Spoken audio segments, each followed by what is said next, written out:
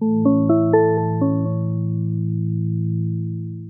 fell almost 9% the second its earnings hit last night. And by the time you're pouring this coffee, it's green on the day. Good morning. It's Wednesday, August 5th. I'm Nick Verducci with Eleanor Whitfield and Marcus Brooks. No force chair today. Records fell again yesterday. Palantir just had one of the best days any software stock has ever had. SpaceX's first earnings report as a public company landed with a thud, despite beating the numbers, and oil and copper are telling two completely different stories about the world economy. Lot to get to. Eleanor, board business first? Board business. And for once, I get to open with a win instead of an apology. Don't get used to it. My call yesterday was on the 10-year. I said if it closed above 472, the long ends pull, the thing I was worried about with the 30-year, was already starting to win. If it held at or under 470, the Iran relief was still doing the work and my worry waits another day. It closed at 463. So the calm case? The calm case, exactly as I laid it out. That's a win, 10-7 now, and it snaps the two-game skid.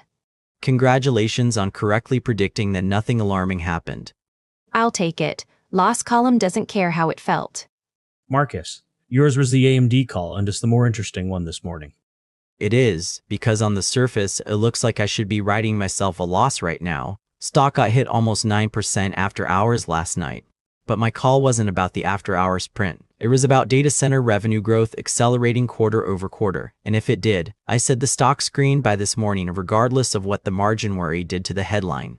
Last quarter, data center grew 57% year over year. Last night, it grew 107%. That's not acceleration. That's damn near doubling the growth rate. Right, and this morning, AMD's trading around 506, up something like 4.5% from Tuesday's close. It round-tripped the entire after-hours drop and then some before the opening bell. So the call holds? The call holds. 9-9 now, and that's 4 wins in a row. Eleanor 10-7 on a one-game winning streak. Marcus at 9-9 on 4 straight. Sarah and Dave sat this one out again. No live call to score. On to the tape. Cabas. Another record. S&P 500 up 1.79% to 7,736.52. First record close since June. Nasdaq led everything, up 2.59% to 26,585. The Dow added 907 points, 1.71% to 54,085, an all-time high a day after its last one. Russell 2000 up almost 2% right alongside the big names. Broad participation again, 2 days running. Mostly. Here's the one thing I'd flag before we move on. The VIX actually rose almost 4% yesterday to 1645, even as the market ripped higher. That's not normal. That's options desks paying up for protection heading into a night with AMD and SpaceX both reporting, not a market that's relaxed about its own rally. Hedged optimism. That's a fair way to put it. And this morning we find out some of that hedging was earned. Which brings us to the actual story of the day. Palantir. Marcus, you've got the print. 93% revenue growth, $1.94 billion against a street estimate of $1.81. Adjusted in earnings 41 cents versus 34 expected. Stock ripped as much as 29% intraday, best single day for the stock since February of 2024. Karp called it otherworldly, and for once the CEO adjective actually undersold it. The number underneath the number is U.S. commercial revenue, up 149% year over year, and commercial bookings up 153%. This was never just a government contract story, but last night made it impossible to argue otherwise. And they backed it with real profitability, not adjusted metric hand-waving, free cash flow of $1.22 billion for the quarter. Quick translation for anyone who just heard Rule of 40 somewhere in the covers this morning and glazed over. It's a software industry shorthand. Take your revenue growth rate, add your profit margin, and if that combined number clears 40, you're considered a healthy company. Palantir's combined number was 155. Which is a genuinely absurd score. I don't say that about many companies. Analysts are scrambling to catch up. Citi took its target to 245 from 200. D.A. Davidson to 200 from 175. The street consensus target going into last night was around 187. The stock's already well past a lot of those numbers. Let me push on that though. A stock up 30% in a day on a company already trading near 140 times earnings. Isn't that exactly the price to perfection setup that just got AMD sold 9% for merely beating? That's the right question, and it's why I'm not chasing it here even after last night. Price to sales is pushing toward 42 times on this move. What I said back in the spring still holds directionally. It's expensive by any normal yardstick. Sure, but expensive in delivering is a completely different animal than expensive in hoping. This is back-to-back quarters where the guidance raise gets bigger, not smaller. At some point, the multiple is the market telling you it believes the growth rate, not that it's lost its mind. I'd just note the two of us have basically swapped chairs from the AMD conversation. You're defending the premium multiple here. I was more sympathetic to AMD's after last night. Valuation arguments get very selective depending on whose stock just went up. Guilty as charged. I stand by both, though. Step back for a second. Is this just a Palantir story, or is it bigger than one stock? It's bigger. For 2 years, AI money flowed almost entirely to chip makers and cloud infrastructure, while the software layer sitting on top of all that spend hadn't really proven it could monetize it. Palantir's commercial number is the clearest evidence yet that enterprise AI spend is starting to hit application layer earnings directly, not just the compute underneath it. Which is why I'd watch the next round of software earnings differently than I would have a month ago. If a couple more names show anything close to Palantir's commercial acceleration, this stops being a one-company story and starts being a trade. Agreed, though I'd want to see it from more than one company before I call it a trend. One otherworldly quarter, in Karp's own word, isn't a sector yet. We'll leave that one there before it turns into group therapy. AMD, since we already relitigated the scoreboard angle, give me the parts we didn't cover. Record quarter across the board. $11.5 billion in revenue, up 50% year over year. Adjusted EPS 166 against 162 expected.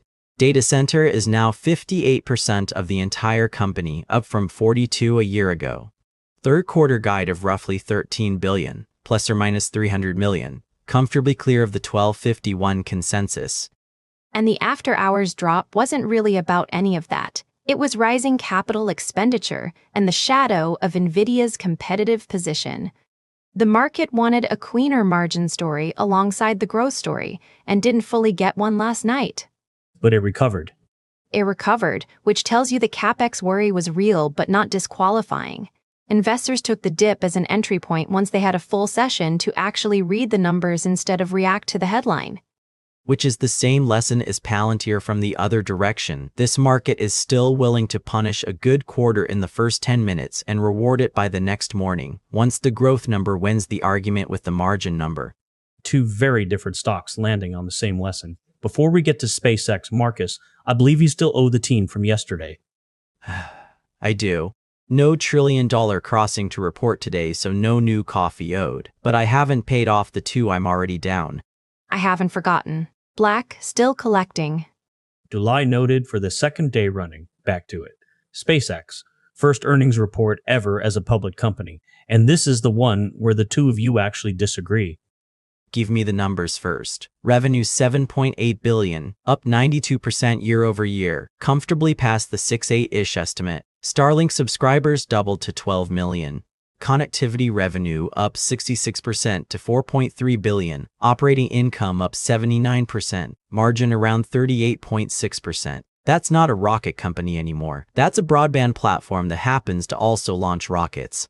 And yet the stock reversed a 9+% regular session gain and fell almost 8% after hours. On a beat. Why? Because underneath the Starlink number, the company's still burning cash at a scale that should make people nervous. $541 million net loss for the quarter. The space segment lost $542 million on its own. The AI unit lost $1.26 billion, and capital spending is running at more than twice quarterly revenue, with management signaling that pace doesn't come down anytime soon. $15.8 billion in AI-capex commitments on top of everything else Starship needs. The stock's already down more than 45% from its June high whirrow. This print was supposed to be the reset, and instead it read like confirmation. I think that's the wrong lens. Connectivity. The actual Starlink business just posted a 38.6% operating margin at $4.3 billion in revenue. That's the number that's supposed to carry $1 trillion valuation, and it did exactly what bulls needed it to do. The AI Starship losses are the cost of building the next decade of the business, not evidence the current one doesn't work. Give me a level where that argument breaks, though at what point does the cost of building the next decade stop being an acceptable answer for a $541 million quarterly loss? When connectivity's growth rate actually slows down. It hasn't yet. Subscribers doubled in a year. Until that number cracks, I'm not worried about the capex line. Eleanor, Steelman, his case for me, best version of this dip is the entry point, not your version of it. Fine. The best version is that this is exactly what Amazon stock did for a decade before AWS got credited properly. The market undervalues the profitable division buried inside a company that also loses money building the next thing, right up until it doesn't. If connectivity keeps compounding at anywhere near this rate for another 2 or 3 quarters, the multiple the bears are complaining about today looks cheap in hindsight. That's a real case. I just don't think you get paid to hold through a 45% drawdown on faith that the next few quarters look like this one. That's actually a fair fight. I'll leave it there. I'm not going to force a resolution on this one because there isn't one yet. Here's the tiebreak for anyone listening. Watch the next print's connectivity operating margin. If it holds near 38-39% while subscriber growth stays anywhere close to this pace, Marcus is right and the losses elsewhere are the price of admission. If that margin compresses or subscriber growth visibly slows, Eleanor's right that the stock's still priced for a story that hasn't actually been proven yet. I can live with that test. Same. Last thing on SpaceX before we move, the lockup. Anyone forgetting that's still out there? I'm not. IPO was June 11th, and the standard lockup window means employees and early investors could start selling stock into a market that's already nervous about CapEx. That's a supply overhang sitting on top of everything we just argued about, and it hasn't even started yet. Fair, though I'd note the stock's already down 45% from the highs. A lot of the insiders want out fear may already be priced in by the time that window actually opens. Or it isn't, and we're back here in a few weeks having the same argument with a lower stock price. All right, away from single names. Oil and copper are having 2 completely different conversations right now, and I want both of you on this one. Eleanor, oil first. WTI's down again this morning, sitting around 75.40, Brent under 79, more than 10% off in the last 2 sessions alone. Reports overnight said an announcement on reopening the Strait of Hormuz could come within hours. This is a headline-driven move, and I'd remind anyone leaning on recent energy strength that a headline-driven move can reverse just as fast as it built. Copper's the opposite story, and is the one I actually trust more right now. It pushed to nearly $14,000 a ton in London, a 2-month high, and that's not because of any diplomatic headline. That's shrinking concentrate supply out of China, treatment charges blowing out, and U.S. importers front-running an expected tariff decision by pulling inventory into American warehouses early. I'd push back a little on how clean that read is, though tariff front-running is itself a temporary distortion. Once that tariff decision actually lands one way or the other, some of that stockpiling unwinds and you could see copper give back part of this move too. Maybe on the tariff piece specifically, sure. But the underlying supply crunch, the concentrate shortage out of China, isn't a policy artifact. That's been building for months, and it's a much cleaner read-through to actual industrial demand and the data center build-out than anything oil's doing right now. That part I don't disagree with. My caution is specifically about how much of the current price reflects the durable story versus the tariff noise sitting on top of it. So the framework is, oil's discount can vanish on a phone call, copper squeeze doesn't unwind that easily, but even copper's got a noisy layer on top of the real signal. That's fair. Agreed. Good. Hold that thought, because we've got the morning set up to get through, and I don't want to run out of room. Futures. Mixed, actually, which is new after 2 straight days of green. Nasdaq 100 futures dipped a bit in early Asian trading. SpaceX capex number and AMD's initial reaction both weighed before AMD's own recovery caught up. S&P and Dow futures are closer to flat. What's actually on deck today? A real earnings blitz. Eli Lilly, Disney, Novo Nordisk, Shopify, CVS, Uber, SanDisk, Western Digital, Applovin all reporting today. And on the data side, ADP's employment change and the ISM Services PMI both land this morning. Any of those a must-watch beyond the jobs read-through? Uber and Disney both, for different reasons. Uber's the cleanest consumer spending gauge on the board this week. Rides and delivery volumes tell you whether people are still spending on convenience, which matters a lot after a stretch of lower-income households trading down headlines. Disney's parks attendance and streaming subscriber trend are the read on discretionary spend at the other end of the income scale. And Shopify's merchant gross merchandise volume number is worth a glance too. Small business spending is a decent early tell on the broader consumer before it shows up in the bigger names. The one I'm actually watching hardest is ADP because it's the dress rehearsal for Friday. Consensus for Friday's jobs report is around 87,500 non-farm payrolls, up from 57,000 the month before, with unemployment expected to tick up to 4.3% from 4.2%.